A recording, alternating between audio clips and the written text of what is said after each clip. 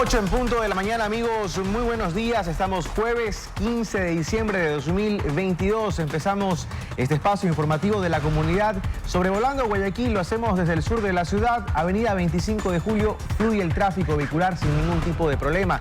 Si esta es su ruta al trabajo, pues sepa que al menos ahí no va a tener mayores inconvenientes. Dayana Monroy, muy buenos días. Buenos días, qué bonita se ve la ciudad realmente desde arriba en la avenida 25 de Julio. Aprovecho para saludar a las personas que nos ven desde el sur de Guayaquil. Generalmente, uy, mira, justo está el Hospital Teodoro Maldonado Carbo. Siempre hay tanto que decir de ese hospital.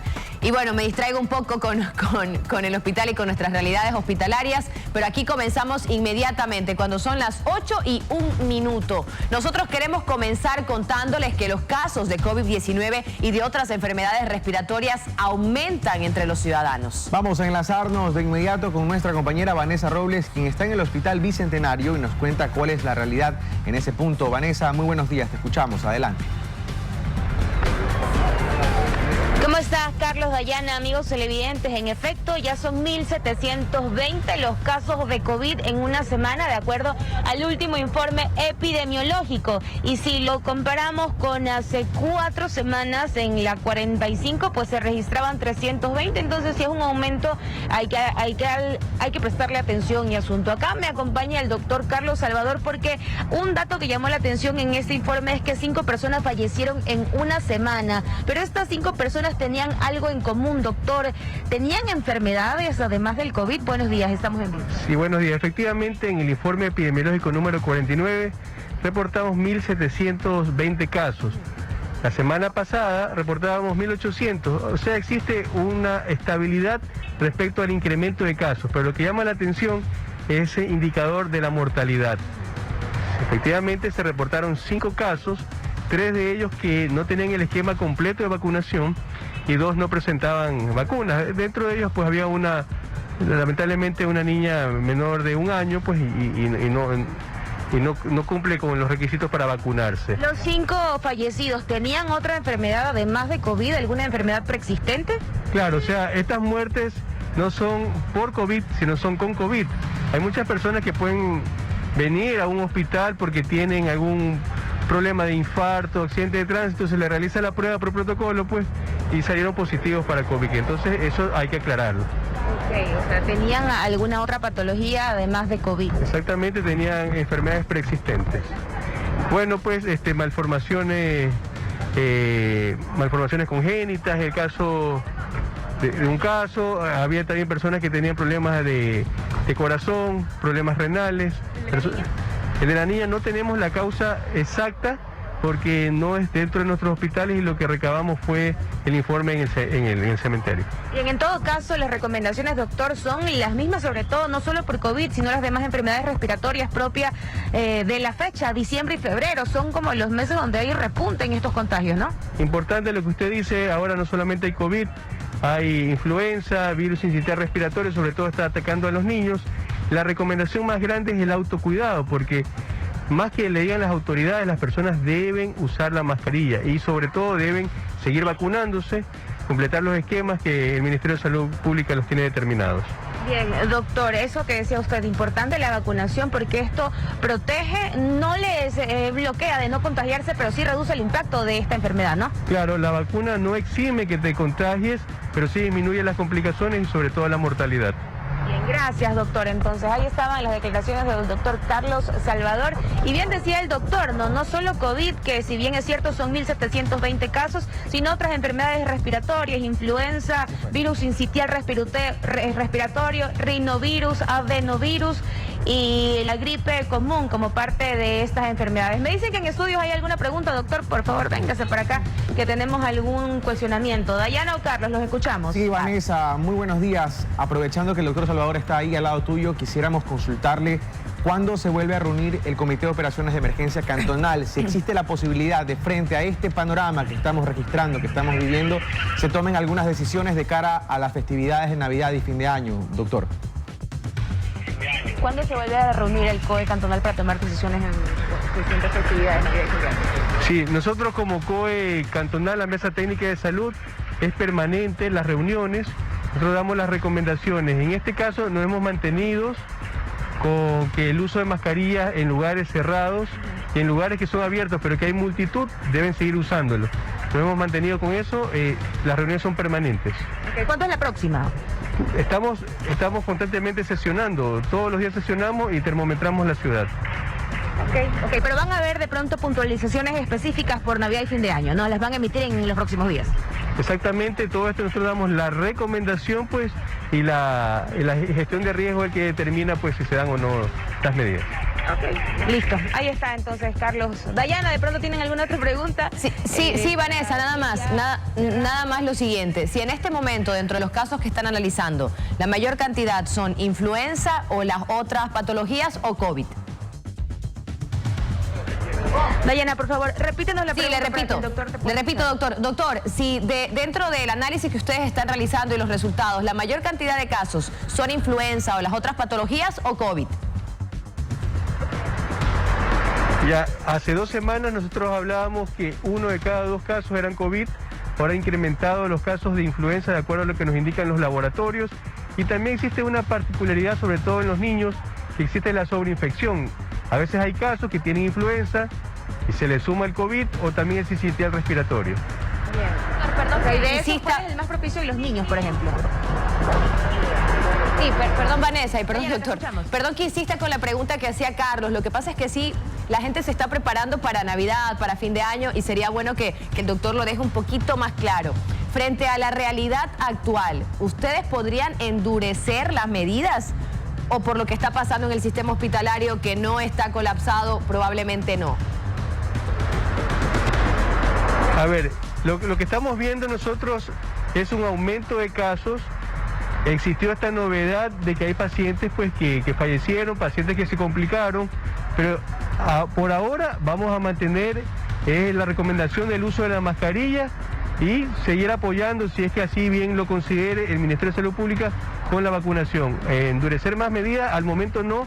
Igual insisto también de que estamos termometrando, estamos sesionando constantemente y si vemos pues que existe un repunte importante y sobre todo en los indicadores negativos como son los pacientes que están en UCI o mortalidad, pues ahí nosotros daremos otro tipo de medidas más estrictas. Perfecto. Muchísimas gracias a ambos. Gracias, Vanessa.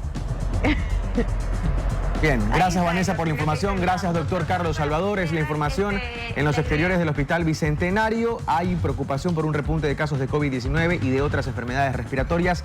No van a haber cambios, por lo pronto se va a mantener la disposición de usar mascarillas en lugar donde hay muchas personas, en lugares cerrados sobre todo, y obligatoria sí o sí dentro de ambientes hospitalarios, en el transporte público y demás. Hay que tomar las previsiones del caso, señores. Sí, es importante realmente eso, ¿no? Lo que acaba de decir el doctor, porque estaban las expectativas sobre qué podría pasar, si podrían venir nuevas medidas, y él ha insistido, se van a mantener el uso de la mascarilla como ya lo dispuso el COE Nacional en espacios cerrados y obviamente también algo que ya debemos analizarlo nosotros, ¿no? Hay una sobreinfección en niños y cada uno de nosotros que durante estas épocas los va a exponer un poco más, porque hay reuniones en las escuelas, porque hay reuniones en la familia, el ser conscientes de aquello. Existe una sobreinfección en niños. Ya depende del cuidado intrafamiliar que hagamos cada uno de nosotros. Yo creo, Carlos, que ya hemos conocido un poco mejor el virus, aunque realmente lo que hablábamos el otro día entre nosotros, los síntomas han comenzado a cambiar. Ya si te da COVID no sientes lo mismo a si te dio COVID antes. Realmente todo está completamente distinto, ya no se puede identificar bien la enfermedad, pero lo importante es, si usted tiene algún síntoma gripal, pues si puede, si puede, debe ponerse la mascarilla y si puede, aislarse. La vacuna, y la vacuna, exactamente. Si los más pequeños de la casa o los más grandes de la casa, los adultos mayores, no tienen esa vacuna contra la influenza, pues sepa que en todos los dispensarios del Ministerio de Salud Pública están disponibles de forma gratuita. De hecho, se están haciendo campañas masivas de vacunación. Y en la otra orilla, la vacunación contra el COVID-19, si usted es de aquellos que no tiene la primera dosis de refuerzo o la segunda dosis de refuerzo, que la tienen muy poquitos, la verdad, vaya a colocarse la vacuna porque está más que claro que esta pandemia, señores, no ha terminado aún. 8 de la mañana con 9 minutos exactamente. Comenzamos, vamos a cambiar completamente de tema. En el sector de sociovivienda se ejecutaron varios operativos para dar con el paradero de las bandas que amenazan con artefactos explosivos a los inmuebles. Vamos de inmediato con Alex Vargas, quien nos amplía la información. Alex, muy buenos días, te escuchamos. Sí, ¿qué tal? Qué gusto, buenos días. Así es, personal de inteligencia de la Policía Nacional en unión con la Fiscalía lograron allanar varios inmuebles, al menos en este sector de Socio Vivienda 2. Se allanaron domicilios, logrando encontrar armas de fuego, por supuesto, todo el material que estaría involucrado en la colocación de artefactos explosivos en inmuebles y, por supuesto, en UPC, y en la que se han visto involucrados policías y personas quienes han resultado afectadas. Se trata de una organización criminal responsable de varios ataques terroristas con explosivos perpetrados en diferentes sectores de Guayaquil. Luego de varios meses de investigaciones, agentes de la Unidad de Investigación Antidelincuencial, en coordinación con la Fiscalía, allanaron al menos 13 domicilios. Nos mencionan que están desplegados en lo que respecta a Vergeles, aquí mismo en este sector de Socio Vivienda y otros puntos del norte de Guayaquil. Durante la redada policial, los agentes de la UIAT, con apoyo de efectivos de unidades tácticas, aprendieron al menos a 10 sospechosos, 7 adultos y 3 menores de edad, incluida una mujer. Los cabecillas de la organización criminal operaban, escuchen bien, operaban desde la cárcel, desde donde ordenaron una serie de atentados con explosivos contra unidades policiales. Recuerdan ustedes que la Fuerza Informativa se dirigió hasta la Trinitaria por el segundo puente, donde estaba ahí una iglesia, donde funcionó una iglesia evangélica, y dejaron 3 artefactos explosivos y resultaron afectados 7 inmuebles. Recuerdan ustedes, sería también el hecho de que se coordinó todo este atentado desde este punto de la ciudad de Guayaquil, por supuesto, ordenado desde la cárcel. Noten ustedes lo que ha llevado a cabo este trabajo por parte del personal de inteligencia de la Policía Nacional. Ya hay estos 10 detenidos, hay menores de edad y, por supuesto, una mujer. Órdenes desde la cárcel para de esta manera seguir entre pelea de territorios y bandos y todo por la droga. Compañeros, lo que podemos informar a esta hora de la mañana acá desde el sector de Socio Vivienda 2. Muchísimas gracias, Alex Vargas. Definitivamente que todo, o sea, una vez más, todo sale desde el interior de las cárceles, y eso es lo que se está investigando. A las 10 de la mañana, a las 10 en punto, Carlos, se va a dar una rueda de prensa precisamente para dar más detalles sobre el tema. Está por acá en Guayaquil el ministro del Interior. Ha terminado ya el estado de excepción en Guayas, Esmeraldas y Santo Domingo. Vamos a escuchar qué es o cuál es la estrategia luego de esta medida acá en la provincia, porque vemos que los atentados, las acciones de los extorsionadores, los asesinatos no se detienen. Sí, tú lo exponías la semana pasada, ¿no? El fin de semana pasado fue uno de los más violentos incluso que ha tenido el país. 8 de la mañana con 13 minutos y precisamente seguimos hablando de extorsiones. Los habitantes de Mucho Lote no dan más. Los extorsionadores han llegado hasta la puerta de sus viviendas a tocar la puerta y también de sus negocios. Ellos piden que se identifique a los delincuentes que han sido captados por las cámaras de seguridad, están grabados, disparando a plena luz del día. En la quinta etapa de Mucho Lote 1, la situación se está poniendo insostenible, porque si los dueños de negocios no cumplen con el pago a los extorsionadores, estos llegan en moto y en segundos disparan. Llegó una moto y le comenzó a dar bala a las puertas. La semana pasada en la ferretería, así mismo, se fueron de bala con los guardias. Están amenazándolos con cartas a los locales de la vacuna. ¿Cuánto le pide el extorsionador? Le está pidiendo 500 semanal. El afectado no quiere trabajar para mantenerlos. Si tiene su negocio de comidas rápidas, es para salir adelante. El establecimiento llevó fuerte inversión y no lo puede cerrar. Pero con esto está nervioso. Hay quienes han cerrado sus locales y las casas se están vendiendo. Otros atienden a media puerta a sus clientes y a lo rápido venden sus productos. El miedo los invade cada día. Un poquito complicada todavía, ¿no? Los locales trabajan así, ¿no? A media puerta, ¿no? En el sector está muriendo el movimiento comercial.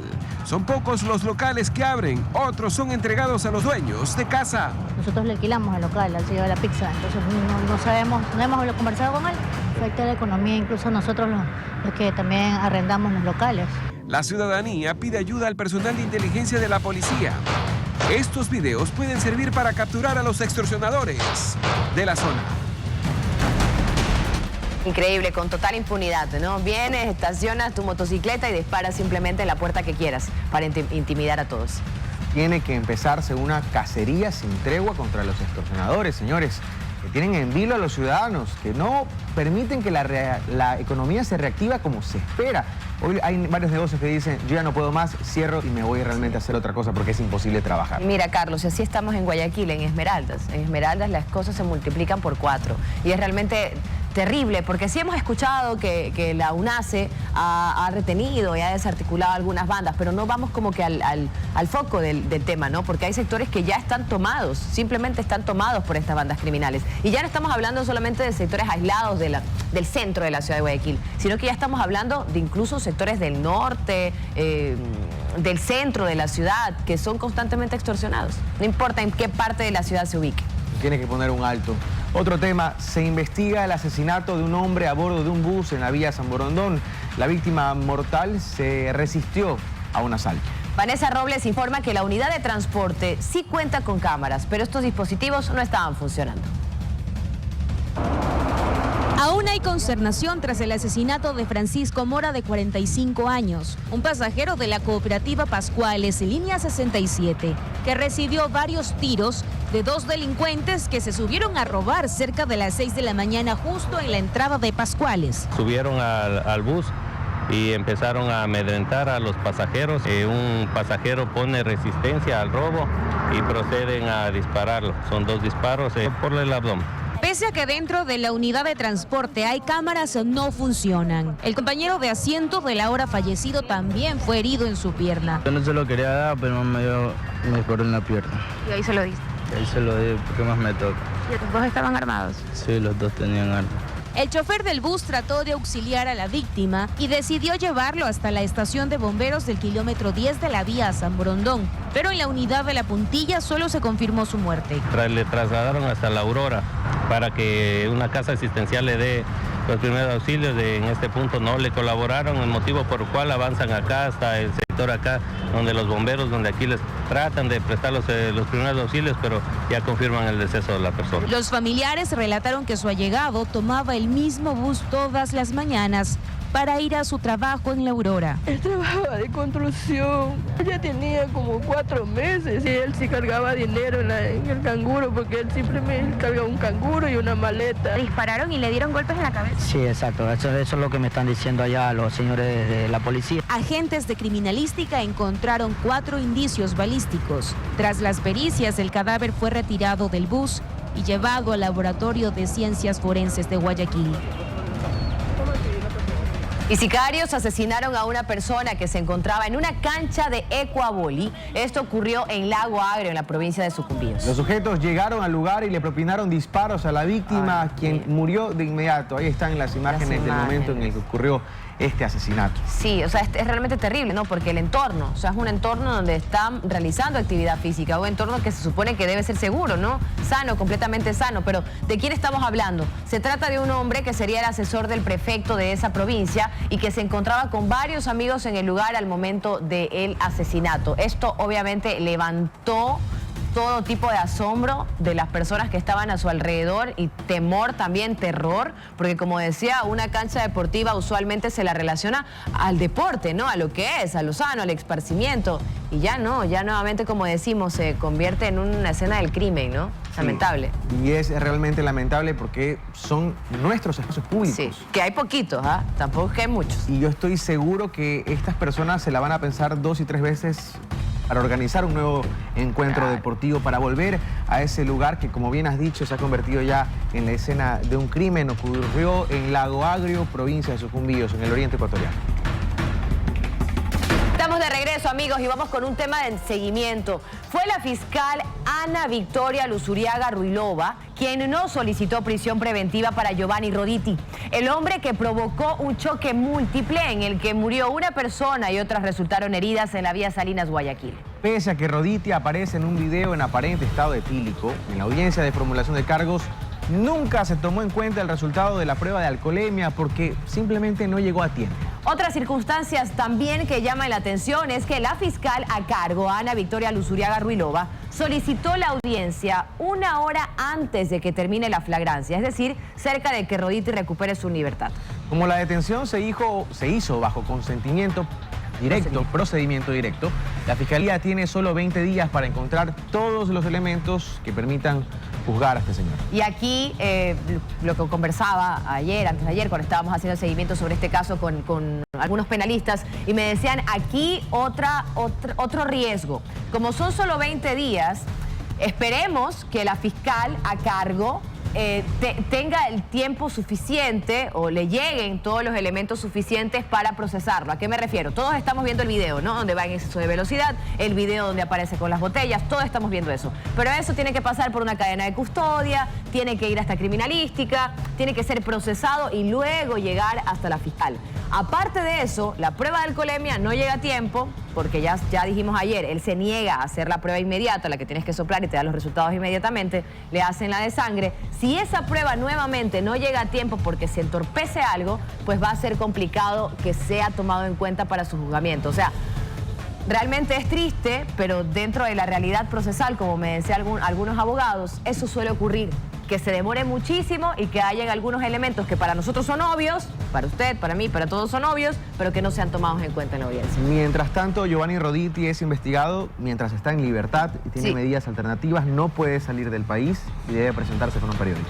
Exactamente, eso es lo que se ha dispuesto, ¿no? Pero ¿quién garantiza que él vuelva ante la justicia cuando ya, como decíamos ayer, en el 2018, cuando agredió junto a su padre a 2 guardias de seguridad, le pusieron también prisión luego de haberlos dejado ir, nunca aparecieron, o sea, ellos huyeron, aparecieron ya luego cuando fueron sobreseídos. Pero en este caso en particular, si el señor Roditi no se presenta al primer llamado ante la autoridad, automáticamente se deberían revisar esas medidas alternativas. Inmediatamente. Y se debería emitir una boleta de detención. Inmediatamente. Entonces hay que ver cuál es el comportamiento de él, ¿no? Pero lo que sí sabemos es el comportamiento de la fiscal, Ana Luzuriaga Ruilova, quien fue la que no solicitó la prisión preventiva. ¿Por qué insistimos con el nombre de la fiscal? Porque antes de ayer mencionábamos al juez, ¿no? Y el juez emitió un oficio donde dijo que fue la fiscalía la que no solicitó la prisión preventiva. Entonces aquí nos preguntamos también por qué, ¿no? Y nosotros quizás quienes no somos abogados y no entendemos de todo el procedimiento legal, quizás no entendemos por qué es que no se tomó en cuenta un video, por qué es que no se le hace la prueba de alcoholemia y no llega a tiempo. Son algunas preguntas que quedan ahí sueltas y que, bueno, en su momento la fiscalía se tendrá que responder o no. No sabemos qué pasa en este caso. Lo que sí sabemos es que nosotros vamos a seguir ahí pendientes. Ese es nuestro compromiso. 8 de la mañana con 26 minutos. Otro tema. El consorcio que maneja la aerovía y el municipio de Guayaquil están en proceso de arbitraje internacional, pues la entidad asegura que el Cabildo no ha impulsado el uso de este servicio. Así es. Y Luis Alfredo Zúñiga informa que la aerovía tiene capacidad de transportar a 40.000 personas por día. Sin embargo, moviliza solo 8.000 usuarios. La aerovía se inauguró en diciembre de 2020 y en 2 años de operaciones los cuestionamientos por la baja afluencia de pasajeros no han faltado. Usuarios al día de hoy aún perciben a la aerovía como una opción de paseo y no como un sistema de transporte diario. De ahí dicen que se da la baja cantidad de usuarios. Más utilizamos es para temas de paseo, turismo. ¿Como turismo? Por turismo sí, los días viernes, sábado y domingo. Porque es carita, pues 75 centavos. El problema hay veces la situación económica que estamos paseando ahorita.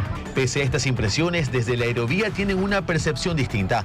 Dicen que ya se usa como un sistema de transporte y de lunes a viernes en horas pico de la mañana y tarde se lo nota. Pese a ello, el número de viajes al día aún es bajo.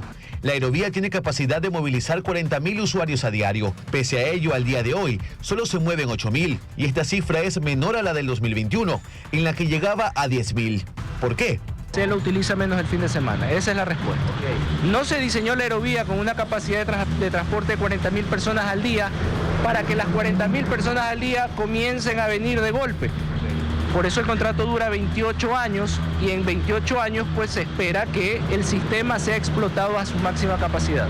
Pese a las percepciones diferentes entre usuarios y la agencia Aerovía, la realidad es que en 2 años aún se movilizan pocos pasajeros y el primer inconforme es el Consorcio Aéreo Suspendido Guayaquil, conformado por las empresas Pomasas y Sofratesa, que invirtieron cerca de $20 millones y están encargados de su operación por 28 años. Esta inconformidad ya derivó en acciones. El consorcio ha pedido arbitraje internacional contra el municipio por presunto incumplimiento del contrato, pues aseguran que el Cabildo no ha promovido el uso de la aerovía. La Municipalidad de Guayaquil y la ATM no han incumplido ninguna cláusula contractual, han cumplido a cabalidad su parte en el contrato. y eso será expuesto ante las instancias pertinentes, ante el comité arbitral pertinente. Camilo Ruiz asegura que el Cabildo y la ATM se han promovido de diversas maneras el uso de la aerovía y que el consorcio aceptó correr con los riesgos de operación en el contrato. La operación y mantenimiento de la aerovía le corresponde 100% al operador privado, al aliado estratégico. Los representantes del consorcio solicitan una indemnización de $20 millones o la terminación del contrato. En el eventual escenario de que el consorcio Aerosuspendido Guayaquil decida retirarse, deberá pagar una indemnización al municipio. Luego el Cabildo debe llamar a un concurso para que exista un nuevo operador de la aerovía. A la par con un crédito no reembolsable de la Agencia Francesa de Desarrollo por $250.000, se está realizando un estudio para analizar los factores que generan la actual baja demanda de la aerovía, a fin de poder concluir en un plan de acción que determine qué recomendaciones serían importantes para mejorar la demanda de viajes en la aerovía. El estudio ya está prácticamente terminado, estamos esperando que la agencia francesa nos lo remita de manera oficial. Acciones que se dan ante la baja afluencia de usuarios en este sistema de transporte, que está cerca de cumplir 2 años. Tengo a ver el reportaje y recuerdo la serie de críticas que existían antes de la creación de la aerovía. Y realmente podemos nada más analizar precios. Subirse a la aerovía para alguien que vive en Durán cuesta 75 centavos, frente a 30 centavos que le cuesta el pasaje de un bus normal. Es un poco fácil entender cuál es la opción que va a usar la mayoría de ecuatorianos, quienes ganan menos, en la mayor cantidad de casos, incluso menos que el salario básico.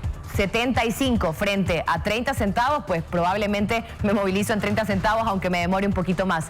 Otra cosa también que observábamos y que nos han dicho en reiteradas ocasiones quienes viven en Durán, la interconexión dentro de ese cantón no es buena. Entonces tienes que sumarle a los 75 centavos de la aerovía otros 30 centavos más para poder llegar a tu casa, porque resulta que no hay una buena interconexión. Entonces allí creo que estos razonamientos se decían desde antes de la implementación del proyecto, desde antes de que se lleve en pie, desde antes de que en este momento exista la posibilidad de que el municipio de Guayaquil, con dinero de todos, tenga que pagar una indemnización o que finalmente se dé la terminación del contrato. Nosotros vamos a quedarnos obviamente pendientes de ver cuál es la solución, pero quienes vivían en Durán, que eran obviamente los ciudadanos que más iban a utilizar este transporte y que se les vendió como una solución a los problemas que en este momento están teniendo, decían: el pasaje es demasiado costoso, a nosotros realmente no nos está conviniendo eso. 8 de la mañana con 31 minutos. Y cambiamos completamente de tema. Nos vamos con un tema realmente lamentable. 2 personas fueron asesinadas en el Paraíso de la Flor por varios sicarios. El crimen se da producto de una lucha de territorio entre bandas para cometer extorsiones. El contacto inmediatamente es con Vanessa Robles, quien está en ese lugar y tiene todos los detalles. Vanessa, nuevamente. ¿Qué tal, amigos? Buenos días. Continuamos al noroeste de Guayaquil, específicamente en Paraíso de la Flor, porque acá, precisamente en este callejón que está a mis espaldas, se registró un momento peligroso y violento que alarmó a los moradores. Varios sicarios seguían a otras 2 personas para asesinarles. Confirmó la policía que esto se trataba de una lucha de territorio para cometer extorsiones, ya que ambos fallecidos también se dedicaban a este delito. Según la policía, acá venían atemorizando a los negocios de la zona, pidiéndoles dinero para cometer estas llamadas vacunas, es decir, dinero a cambio de una supuesta seguridad. Pero lo cierto es que no es lo único que ha ocurrido en Paraíso de la Flor, ya que yéndonos un poco más hacia Flor de Evasión, ayer en la noche se registró otro asesinato, que ya suman 326 las muertes violentas en el distrito Nueva Prosperina, siendo el más violento de los 12 distritos de acá, de la zona 8, Guayaquil, Durán y San Borondón. Y si revisamos en el periodo del 2021, son 238 muertes más las que se tienen hasta el momento, ya que el año pasado hasta ahora eran 88. Y esto ocurre pues hoy que finaliza el estado de excepción en Guayas, Esmeraldas y Santo Domingo, según las autoridades, con una reducción del 8% de las muertes violentas. Pero esto que le relatamos que sucedió aquí se registró al mediodía, a plena luz del día, un video que lo graban los propios habitantes de la zona, porque para ellos lamentablemente se está volviendo parte de sus actividades tener que escuchar balaceras, esconderse en las casas, y allí también aparecen las víctimas colaterales, quienes reciben una bala perdida porque los sicarios no miden riesgos, no miden quiénes están alrededor, y esto hace que la violencia, al menos acá en el distrito Nueva Prosperina, sea un problema que lleva a la delantera ya con 326 asesinatos en este distrito, en esta zona, el más violento de los 12 distritos que tiene Guayaquil, Durán y San Borondón, y que en efecto, hoy que finaliza ya el estado de excepción, al menos sigue siendo una tarea pendiente para las autoridades. Es la información, amigos. Ustedes siguen. Buenos días. Gracias, Vanessa. Buenos días. Ahora es lucha de territorio por ver quién se queda con esos espacios para continuar extorsionando. Ya no es solamente por narcotráfico o microtráfico, sino ahora también por extorsiones. Los delincuentes han entendido que ese es territorio de ellos. La policía tiene que mostrarle lo contrario. El Estado es el que manda y que los ciudadanos van a recuperar estos espacios. Le contamos ahora que un hombre fue asesinado la tarde de este miércoles en el sector de Fertiza, en el sur de Guayaquil. El sujeto lideraba el expendio de droga en ese sector. El contacto a esta hora es con nuestra compañera Catalina García, que nos cuenta más detalles. Catalina, muy buenos días. Adelante. ¿Qué tal, Carlos? Amigos televidentes, buenos días. Efectivamente, el crimen se registró donde me encuentro parada en este momento, en el sector de Fertiza, en el sur del puerto principal. Aquí acabaron con la vida de un sujeto conocido con el alias de La Ruca, que según los agentes de la Policía Nacional lideraba el tema del expendio de sustancia ilícita en este punto del sur del puerto principal. Hay un dato muy importante, Carlos y amigos televidentes, la manera como acaban con la vida de este sujeto, que incluso tenía antecedentes penales por diferentes delitos. Las personas que lo asesinan estaban vestidos con similares características a los recolectores de basura, con trajes similares características. Se acercaron justamente cuando él estaba caminando por ese parterre y le dispararon por varias ocasiones. Los moradores de este sector del sur de Guayaquil tuvieron que correr por sus vidas y obviamente encerrarse en sus casas. A esta hora de la mañana nosotros tenemos un fuerte contingente de la Policía Nacional que nos está acompañando en esta cobertura. Pues el sujeto que fue asesinado era realmente peligroso y, como te decía, Carlos, era quien lideraba justamente, según lo que dicen los agentes, el tema del tráfico de sustancia ilícita aquí en el sur de Guayaquil. Son varios motorizados del Grupo de Operaciones de la Policía Nacional que están aquí, del GOM también, acompañándonos en esta cobertura, como te indicaba, cada vez que se acerca una tricimoto, porque es la manera como también acaban con la vida de personas aquí. Inmediatamente la Policía Nacional está atenta en este punto del sur del puerto principal. Llama también la atención, Carlos y amigos televidentes, que es el segundo crimen que se da en menos de 24 horas con una, por decirlo, de una forma temática. El día de ayer asesinaron a un hombre en el sector del noroeste de Guayaquil, en La Prosperina, y eran sicarios vestidos con trajes como de estudiantes. Y esta vez, aquí en el sur de Guayaquil, son hombres vestidos con los trajes similares a los que utilizan las personas que recolectan basura en diferentes puntos de la urbe porteña. Difícil es, Carlos y amigos televidentes, que los moradores aquí quieran pronunciarse por lo que ha ocurrido, pero sí te puedo decir que hay bastante temor en este punto del sur de Guayaquil, y qué importante nosotros tener el acompañamiento del Grupo de Operaciones Motorizadas de la Policía Nacional aquí en el sur de Guayaquil, en el sector de Fertiza, quienes indican que están realizando rondas constantemente para evitar se continúen registrando estos hechos de sangre. También hay un dato importante, Carlos y amigos televidentes, que este sector, que era liderado por este sujeto alias La Ruca, justamente aquí es donde acaban con su vida, que es lo que también llama la premisa en las investigaciones, ya que los líderes de estas organizaciones dedicadas al micro y narcotráfico prácticamente se están vendiendo entre ellos para apoderarse de los sectores y continuar con este tema ilícito. Es cuanto yo te puedo informar hasta esta hora de la mañana. Vamos a permanecer en este punto con el acompañamiento de la Policía Nacional. Son 1, 2, 3, 4, casi 8 motorizados que están rondando por aquí. También agentes de inteligencia nos están confirmando que están también protegiendo a nuestro equipo periodístico para realizar esta cobertura. Pues el sujeto que asesinaron es bastante peligroso, y la manera como lo han hecho también llama una alerta para nosotros también tener cuidado al momento de realizar esta cobertura periodística. Es cuanto puedo informar hasta esta hora de la mañana. Carlos, tú sigues con más en estudio, compañero. Que tengas muy buenos días. Gracias, Catalina, por la información. Es realmente preocupante lo que ocurre. Ha terminado el estado de excepción, pero las muertes violentas continúan. Esta vez con un comportamiento que se repite. Los asesinos visten de uniformes. En un caso, uniformes de estudiantes. En otro caso, uniformes de recolectores de basura. Sí, realmente terrible. Y queremos que usted se siga sorprendiendo e indignando. Mire estas imágenes, por favor, inmediatamente.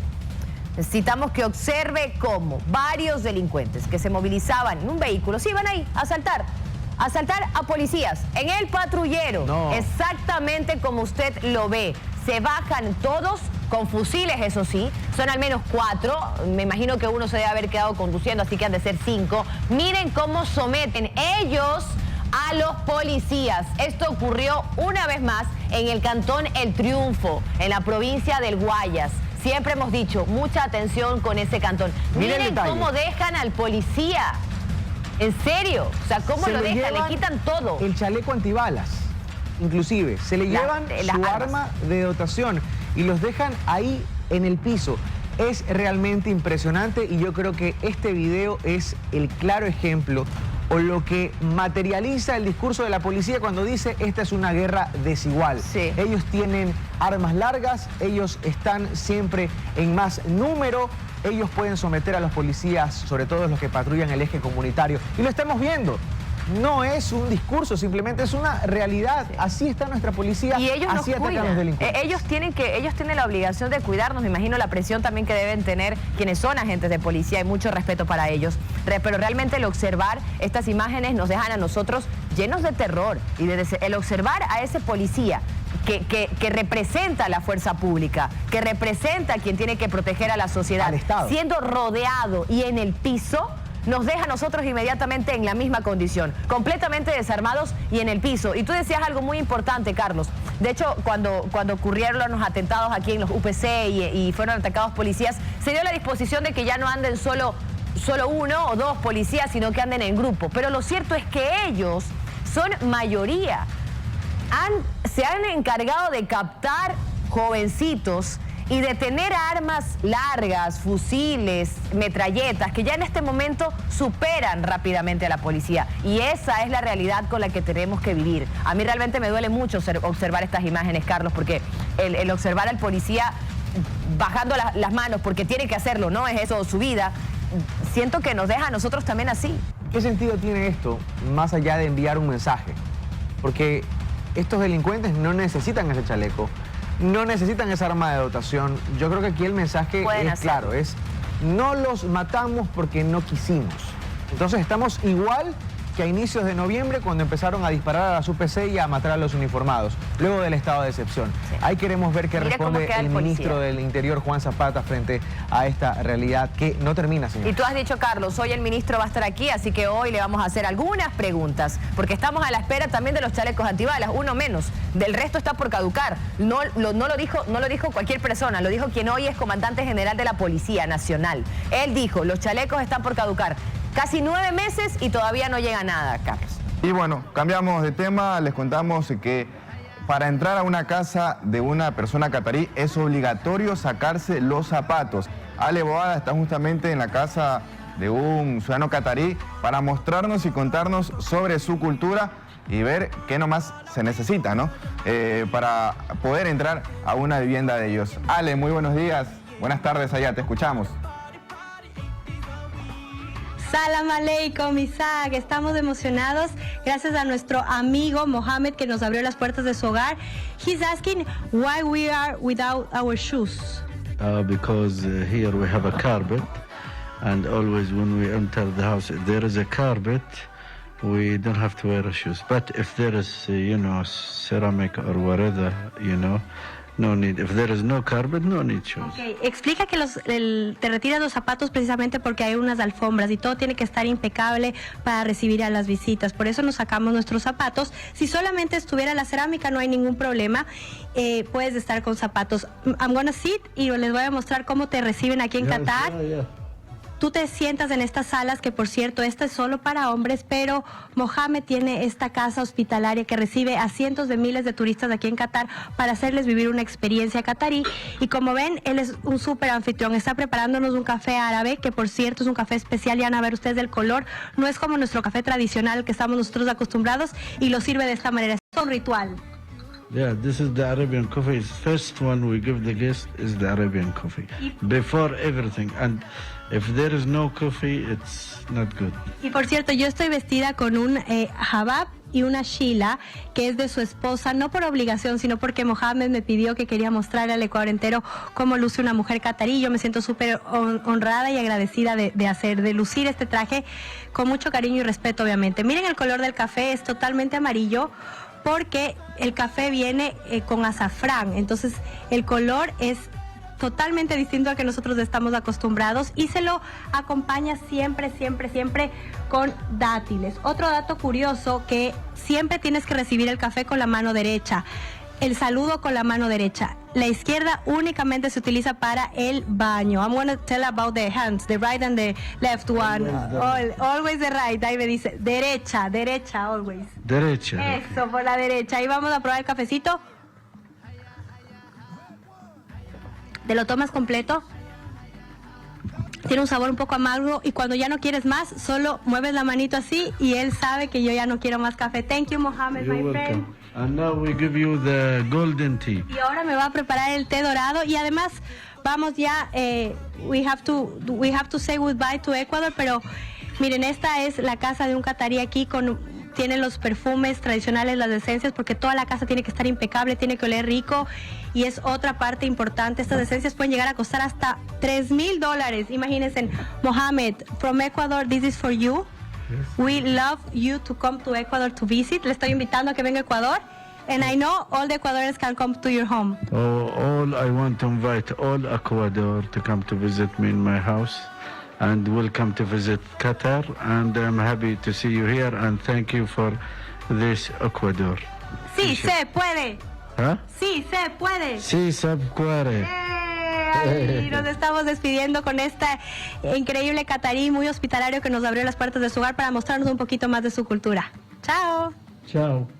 Gracias, Ale. Estaba, conociendo un poco más desde adentro de las viviendas de una persona catarí para saber, conocer cómo uno debe ingresar a sus casas. Bien, ahora seguimos con el Mundial. Vamos a repasar cómo se van a estar jugando estos partidos. Los últimos 2 que faltan, de los 64 que son en un Mundial, faltan únicamente 2. El primero por el tercer y cuarto puesto que se va a estar disputando este sábado 17 a las 10 de la mañana entre Croacia y Marruecos en el Estadio Califa, mientras que la gran final se va a estar disputando ya el próximo día domingo, como ya conocemos, entre Argentina y Francia, el próximo domingo 18 de diciembre a las 10 de la mañana igualmente en el Estadio Lusail. Recordemos que estos 2 partidos van a ser transmitidos por la señal de Teleamazonas. Usted puede ver aquí los compromisos para definir quiénes son tercero y cuarto y también quién será, si es que hay nuevo campeón o si que Francia logra repetir como campeona del mundo. Y hasta aquí llegamos con la información deportiva, compañeros. Ustedes continúan con más. Muchísimas gracias, Isaac, por ese recorrido informativo. También a Ale por ayudarnos a entender cómo funciona también la cultura catarí. 2 días de descanso hoy y mañana, partidazos sábado y el domingo, obviamente, la gran final aquí en Teleamazonas. Nos despedimos, amigos. 30 minutos más de información con Alex Vargas enseguida. Siempre un gusto acompañarnos.